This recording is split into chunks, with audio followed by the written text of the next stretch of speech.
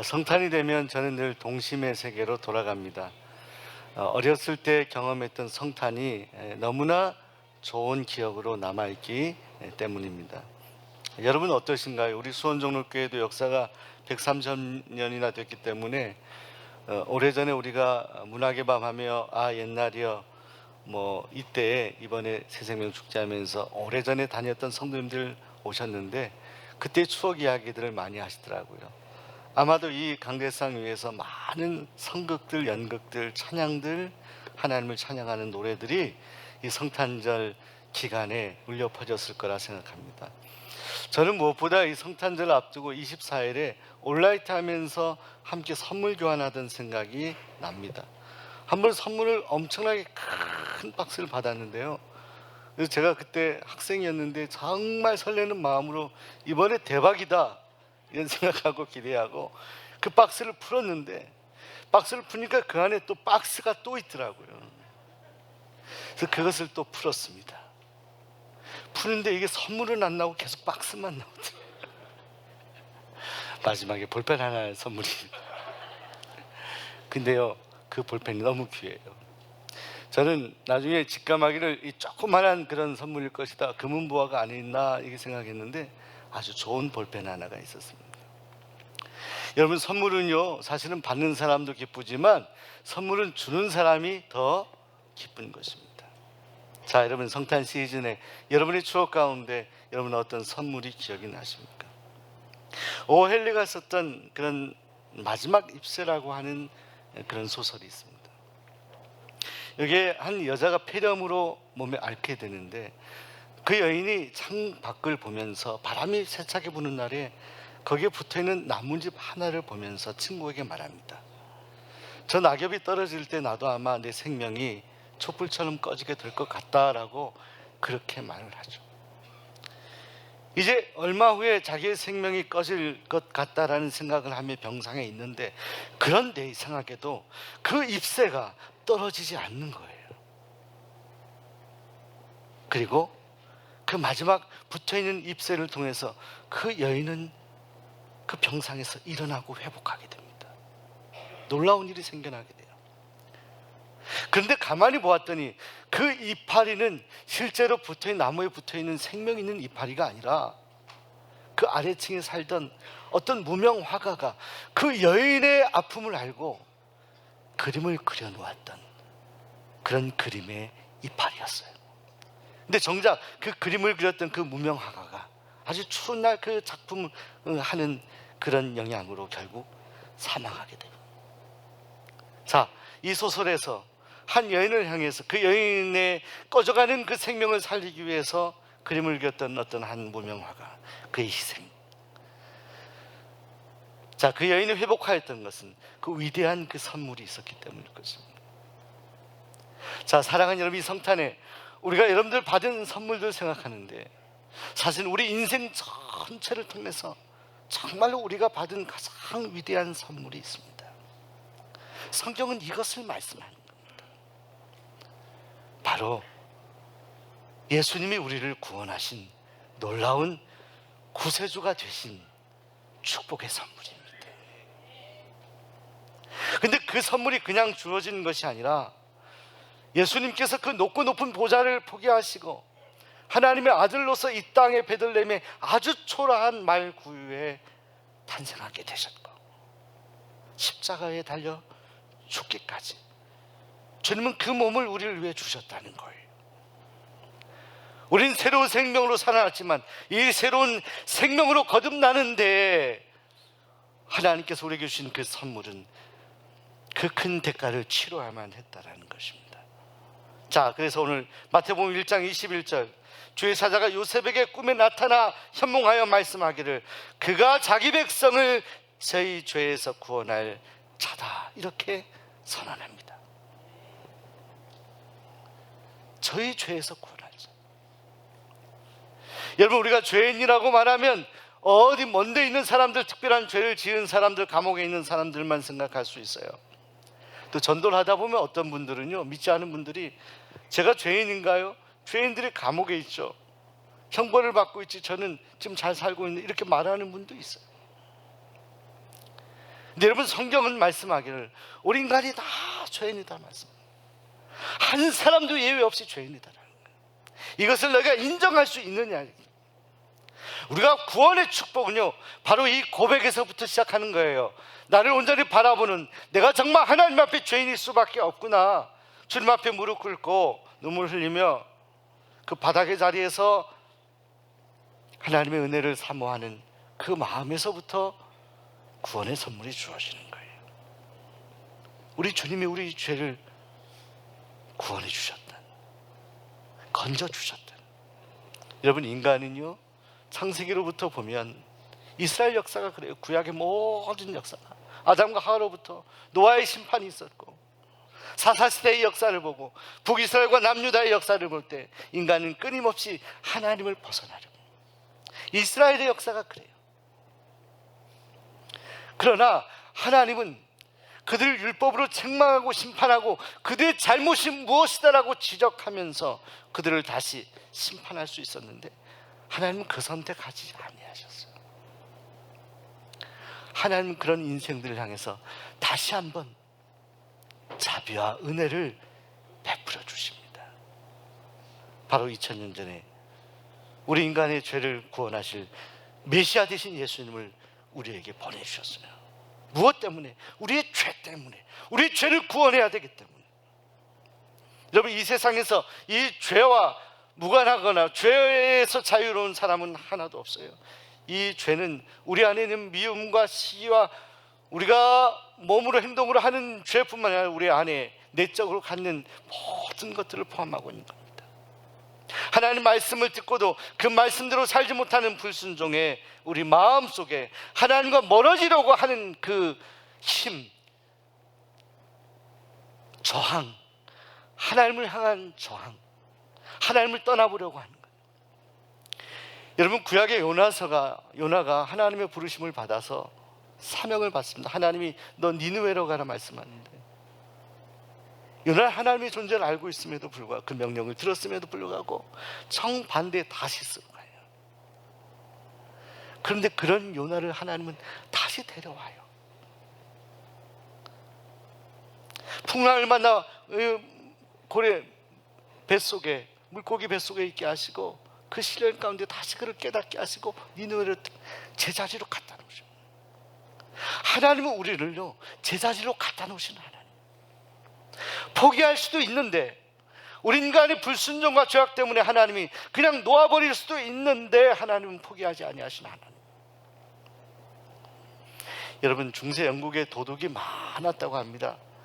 그래서 헨리 8세 시대에는 7만여 명의 절도범들이 있었는데, 그 후에 엘리자베스 시대에는 9만 명의 절도범이 있어서 오죽하면 그때 절도를 한 사람들, 좀 위중한 사람들은 사형이다 선언하고 대단한 형벌을 했는데, 어느 날 그 사형수들을 모아놓은 그 자리가 있었는데, 그 자리에서 어떤 사람이 잡혀왔어요. 들어보니까 이제 살 날도 얼마 안 남은 사형수들이 있는데, 그들 가운데 그 사형수들 다른 사람의 물건을 훔친 절도범이 발견이 됐다는 거예요. 죄악의 끝, 그 마지막 끝 단 그 밑 바닥의 자리에서도 여전히 죄를 끊지 못하는 우리 인간의 그 모습을 보는 거예요. 죄의 깊이, 그 뿌리. 여러분, 제가 어렸을 때 산에 가면 칡을 캤습니다. 칡. 여러분, 칡 이렇게 입에 질근질근 씹으면은 거기서 즙이 나오잖아요, 그죠? 근데 칡이요, 뿌리가 깊어요. 캐서 다 됐다 했는데 그 안에 또 뿌리가 있어요. 끝났다 생각하는데 또 안에 뿌리가 있어요. 끝까지 찾아보면 깊어요. 우리의 죄가 그래요. 우리가 살아가면서 그런 걸 경험하잖아요. 오죽하면 사도 바울, 하나님의 은혜를 받았던 사도 바울, 그가 하나님의 사람으로 귀한 사역을 감당하면서도 그가 고백하잖아요. 오라 나는 곤고한 자가, 이 사망의 몸에서 누가 건져내랴. 은혜 받은 바울조차도 그 고백을 해요. 여전히 하나님의 은혜로 의인이 되고 구원받았음에도 불구하고, 사명자의 길을 감에도 불구하고 여전히 이 죄를 끊어버리지 못하는 바울의 깊은 마음속, 그 고백을 듣게 되는 겁니다. 그런데 그 죄의 깊은 수렁 속에 빠질 수밖에 없는 우리 인생을 하나님이 긍휼히 여기셔서 그 죄의 고리를 끊어주셨어요. 깨끗하게 끊어주셨어요. 우리의 노력으로 인해서가 아니라 하나님의 은혜로, 하나님의 사랑으로 그걸 끊어주신 거예요. 여러분, 어거스틴이 이런 비유하거든요. 어떤 한 사람이 바닷가에 가가지고 어떤 한 소녀가 이 조개에다가 물을 퍼담는 그 소녀를 발견해서 뭐하냐 이렇게 물어봤더니 그 소녀가 그렇게 말하는 겁니다. 여기에다가 저 바닷물을 다 퍼서 옮기려고 한다라고 그렇게 얘기해요. 여러분, 우리가 하나님의 자녀가 되고 우리가 구원받고 거룩하게 인친 거룩한 하나님의 백성이 되었다는 것은요, 이것은요, 오늘 우리가 노력한 것으로 말하면 조개에 바닷물을 퍼담으려고 하는 그런 생각과 비슷한 거예요. 할 수가 없어요. 우리 인간은 인간 스스로의 노력으로 하나님께 도달할 수가 없다는 거예요. 그 영원한 하나님의 구원의 축복의 사람들이 될 수 없다는 거예요. 오늘 여러분 이 예배의 자리에 오신 하나님이 인쳐서 하나님의 자녀가 된 것, 이거 여러분들이 얼마나 많은 노력을 했기 때문입니까? 여러분이 수고했기 때문입니까? 저와 여러분이 땀 흘렸기 때문입니까? 성경은 말하는 거예요. 그게 아니라는 거예요. 우린 여전히 죄의 자리에 있는데 그런 우리를 끌어안아 주시고 용서해 주시고 의인이라 불러주신 하나님 때문에 우리가 구원받게 되었다는 거예요. 그래서 우리는요, 아무리 세상에서 실패하고 좌절하고 어려움을 당해도 우리는요 결코 손해보지 않는 인생입니다. 여러분, 한 해 동안 살아오면 여러분 인생 살아오면서 아무래도 나는 예수님 믿으면서조차 나는 많이 손해를 본 것 같아, 이런 생각하는 분 있나요? 여러분이 손해본 것이 무엇입니까? 손해보고 잃어버린 것이 대단한 것들이 있다 하더라도 여러분이 손해본 인생이 아닌 것은, 아무리 밑바닥이고 다 잃어버렸다 하더라도 여러분을 구원하신 구원자 예수님이 여러분을 하나님의 자녀로 인쳐주셨다는 거예요. 여러분,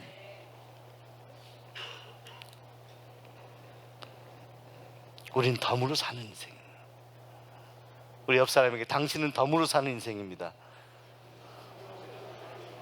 한 번 더, 당신 절대 손해보지 않았습니다. 여러분, 억울한 분 계신가요? 목사님, 저 예수 믿고 억울해요.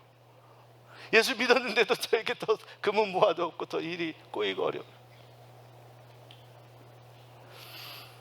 여러분이 신앙생활하는데 중요한 것이요, 예수님이 날 구원하셨다는 믿음 가지고 인내하는 거예요. 인내하는 거예요.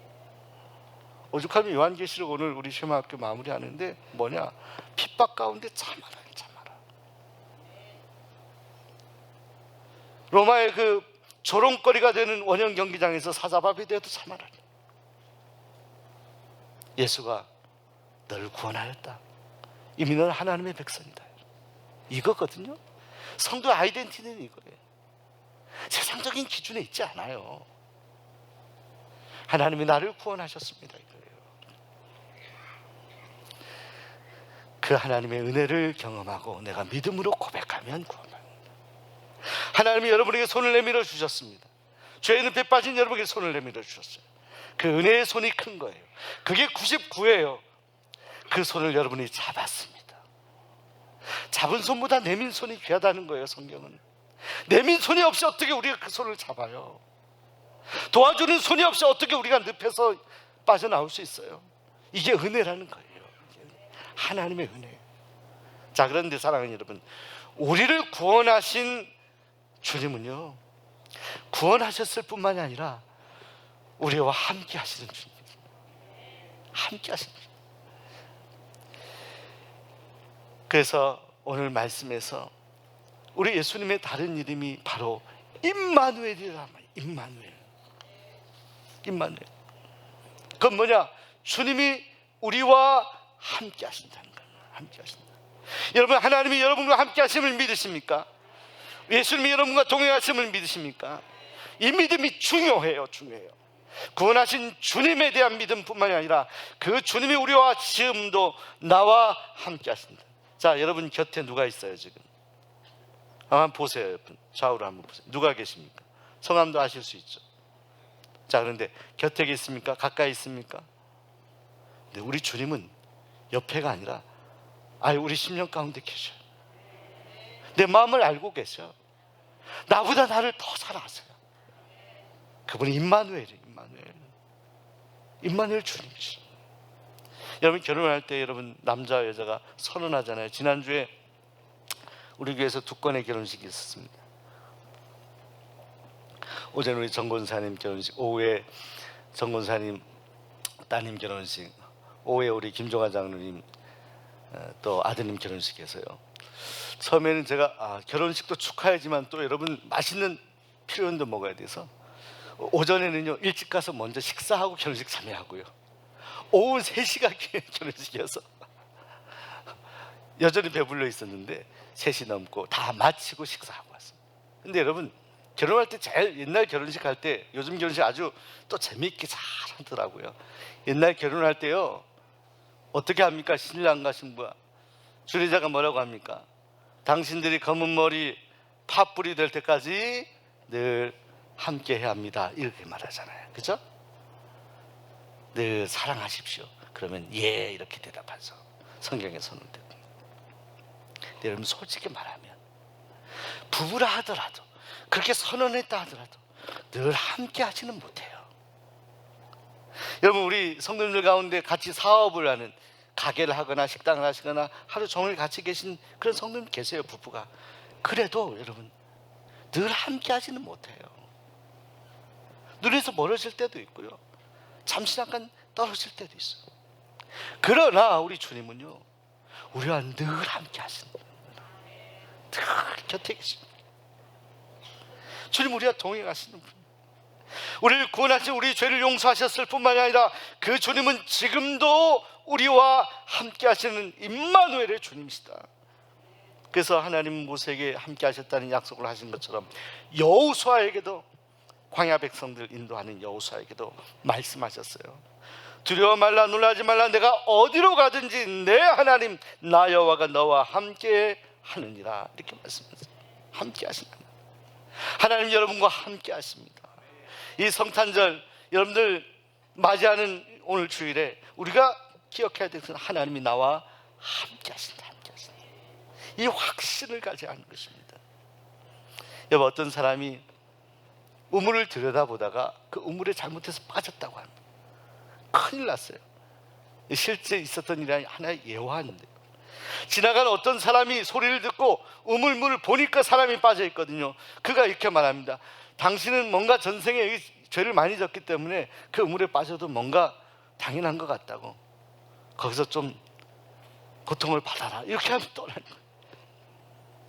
그 사람이 이제 우물에 빠져서 곧 죽게 생겼는데 소리를 치는데, 다음 어떤 사람이 지나가다가 그 우물의 소리를 듣고 와서 말하는 겁니다. 사람이란 아차하는 순간에 실수하면 그렇게 되는 법이니까 다음에는 조심하세요. 그리고 그냥 가더래요. 이제 시간이 얼마 남지 않았어요. 필사적으로 살려달라 하는데 갑자기 어떤 사람이 그 소리를 듣고 보니까 우물에 곧 빠져 죽게 생겼어요. 그 사람이 의옷을 벗고 바지를 걷고 밧줄 매가지고 그 우물가에 들어가서 빠져가는 사람을 데리고 나오는 거예요. 자, 사랑하는 여러분, 오늘 하나님께서는 우리의 잘못이나 우리의 허물을 따지는 하나님이 아니셨어요. 만약 따졌다면 우리는 여기 없어요. 하나님은 그걸 묻지 않았어요. 가르치려 하지 아니하셨고, 결국 하나님은 친히 그 거룩한 몸을 이 땅에, 예수 그리스도의 몸으로 이 땅에 오셔서 십자가에 달려 죽으셨어요. 팔을 걷어붙여서 우물물에 빠져간 사람을 건져냈을 뿐만이 아니라 우리 주님은 친히 십자가에서 우리를 살리기 위해서 십자가에 그 몸을 찢기 오신 분이 우리 주님이십니다. 여러분, 벨기에 플랑드르 지방에서 태어난 다미안 신부가 1860년대에 문둥 평자들이 있는 그런 수용소 들어가서 그들에게 복음을 전하는데 그 말씀이 잘 안 들어가더래요. 그가 깊이 기도하며 고민하는 가운데 그가 성령께서 감동하셔서 이런 기도를 드리게 되었다고 합니다. 주여, 저들에게 복음을 전하려면 저도 같은 병자가 되어야만 할 것 같습니다.